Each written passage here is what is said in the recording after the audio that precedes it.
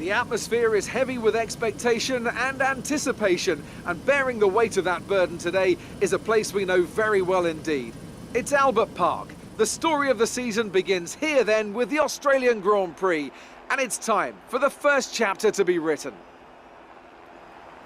We go racing today then in the state of Victoria, where the drivers have 16 corners and 3.3 miles to navigate at an average lap speed of around 120 miles an hour. The close proximity of the barriers makes accidents inevitable, and recent history shows us that a safety car is not at all out of the question.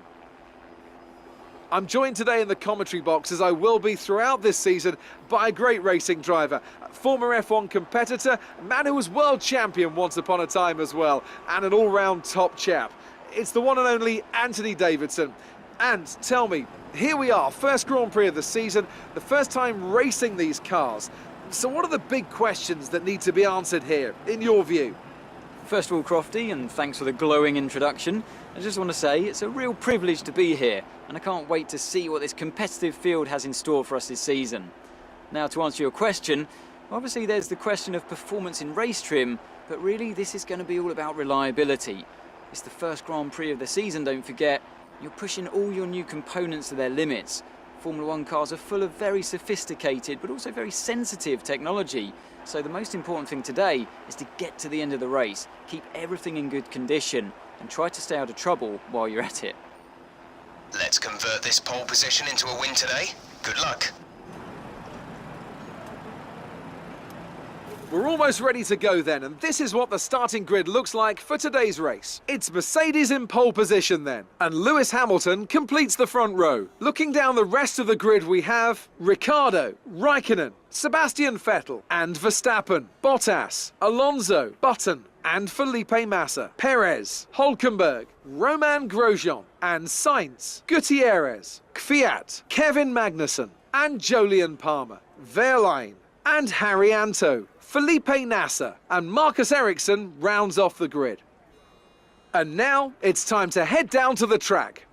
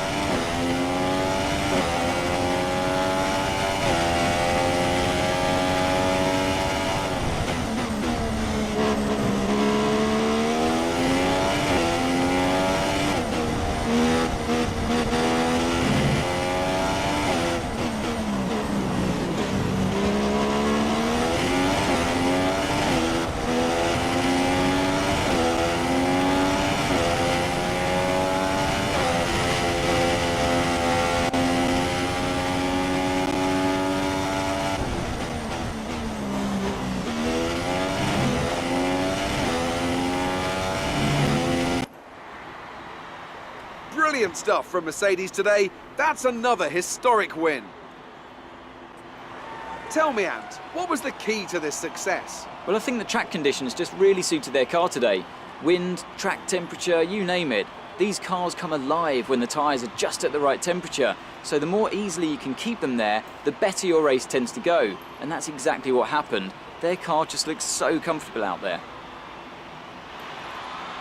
So as I say that, we can see the drivers coming out now to collect their trophies. It's yet more silverware to take back to their base in Brackley after another excellent Grand Prix.